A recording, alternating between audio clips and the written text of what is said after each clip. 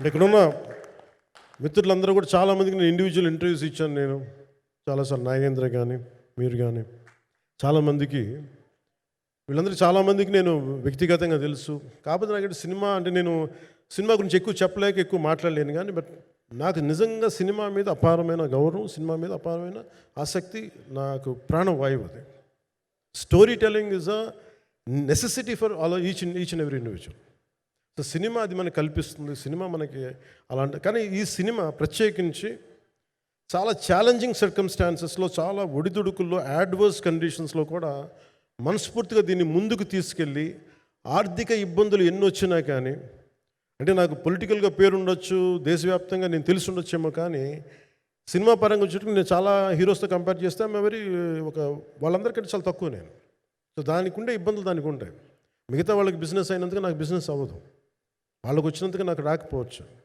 ఎందుకంటే నా దృష్టి, నా కాంపిటేటివ్నెస్ ఎప్పుడు నేను సినిమాల మీద పెట్టలేదు. నేను ఇప్పుడు సొసైటీ పొలిటికల్ ప్రాసెస్ పెట్టాను, కానీ ఎప్పుడు సినిమా మీద నేను ఎంత ఉండాలనేది నేను ఎప్పుడు పెట్టలేదు. నేను ఎప్పుడు చాలాసార్లు మన నాగేంద్ర కానీ మిగతా మన సూపర్ హిట్ మన కీర్తిశేషులు బిఆర్ రాజు గారు చనిపోయారు, ఆయనకి ఇంటర్వ్యూస్లో కూడా ఉంటుంది. ఈ చిత్ర పరిశ్రమ చాలామంది హీరోస్ ఉంటారు, వాళ్ళలో నేను వన్ ఆఫ్ ది హీరో అంతే. నాది ఒక సంవత్సరంలో ఒక ఫ్రైడే, ఒక థర్స్డే రిలీజ్ అవుతుంది అంతే, అంతకుమించి తప్ప ఇది అందరి పరిశ్రమ, అందరూ రావాలి అలాంటిది నేను కోరుకునేవాడిని నేను. సో దాంట్లో భాగంగా రత్నం గారు లాంటి నిర్మాత బతికుండాలి, రత్నం గారి నిర్మాతకి ఇబ్బందులు కలగకూడదని చెప్పి లాస్ట్ మినిట్లో ఇంక చూసిన తర్వాత I stepped in to it. నేను భుజాల మీదకి తీసుకున్నాను ఇది. క్లైమాక్స్ని ఎలా భుజాల మీదకి అంటే, ఎందుకంటే ముఖ్యంగా ఇక్కడ ఇది ఇంకొక బలమైన స్టార్ కాస్టింగ్ చాలా బాగా చేశారు ఆయన. ముఖ్యంగా బాబీ డియోల్ గారిని అంటే ఈరోజు చూస్తుంటే నాకు అదే అనిపించింది. ఈరోజు మన ప్రెస్ మీట్ కూడా నేను వచ్చాను. అందరూ ఎంత బిజీగా ఉన్నారని కొన్ని రాత్రుల నుంచి నిద్రలేదు. మన మనోజ్ పరమహంస గారికి కానీ, రత్నం గారికి కానీ, జ్యోతి గారికి కానీ, పాపం ఈ సినిమా ప్రమోషన్ సింగిల్ హ్యాండెడ్గా పాపం నిధి అగర్వాల్ భుజాల మీద వేసుకొని నాకే బాధ అనిపించింది. పాపం ఒక అమ్మాయి తన కెరీర్ తను చూసుకోవాల్సిన అమ్మాయి కూర్చోబెట్టి నాకే సిగ్గు అనిపించింది. I have to truly appreciate you. అంటే చాలా పాపం అన్నీ వెళ్తూ ఉంటే నాకు ఇదేంటి సినిమాని అనాథలా వదిలేశారండి అనిపించింది. సో నాకేమనిపించింది, ఈ సినిమాకి ఎవరు అనాథలా వదలలేదు, నేను ఉన్నానని చెప్పడానికి వచ్చాను ఈ రోజున.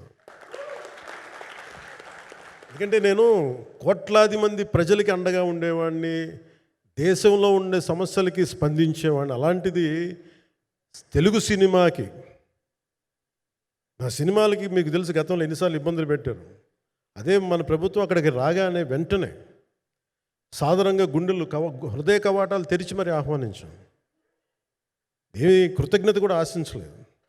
అంత చిత్ర పరిశ్రమను అంత గుండెల్లోకి తీసుకుంటాం. అలాగే దీనికి సంబంధించి అలాంటిది నా సినిమాని నేను ఎందుకు వదిలేస్తాను? ఎందుకంటే ఇది ఇంకో సినిమా కాదు.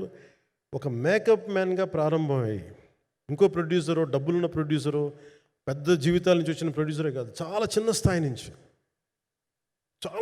ఒక మేకప్ మ్యాన్ స్థాయి నుంచి బాయ్గా స్టార్ట్, అంటే చిన్నపాటి అసిస్టెంట్గా స్టార్ట్ అయ్యి చాలామంది మన సీనియర్ దర్శకులందరి దగ్గర పనిచేసి అంచెలంచెలుగా ఎదిగి నిర్మాత అయ్యి, దర్శకుడయ్యి, స్క్రీన్ ప్లే రైటర్ అయ్యి, మీరు ఏమన్నానంటే ఆయన మౌనంగా ఉంటారు.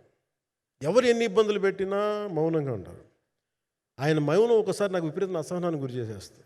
మీరు ఏదైనా మాట్లాడాలంటే ఎవరు ఇబ్బందులు పెట్టి ఏం ఎదురు తిరగరు ఏంటంటే ఇలా అంటారు, ఏం చేయాలి. ఇంకా ఇలాంటి వ్యక్తికి ఆయన మౌనం నన్ను ఇలా రోడ్ల మీదకి వచ్చి ఇలా మీ దగ్గరికి ముందు నుంచోబెట్టింది.